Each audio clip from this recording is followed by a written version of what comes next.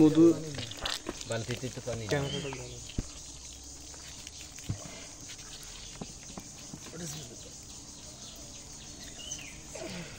আমাদের আল্লাহর নিয়ামত মধু স্টোর মাগুরা আছে।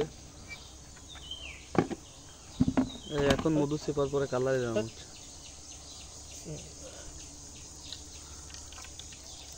এই যে দেখেন মধুর এখানকার মধুর কালার কেমন।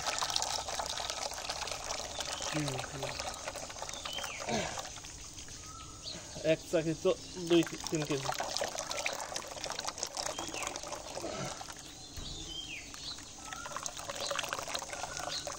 একেবারে কাছ থেকে দেখাই দাও কালারটা। এর কাছে কালার দেখে হ্যাঁ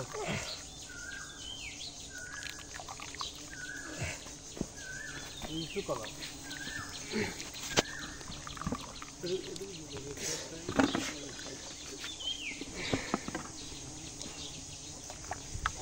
সব ডাল একবার পরিষ্কার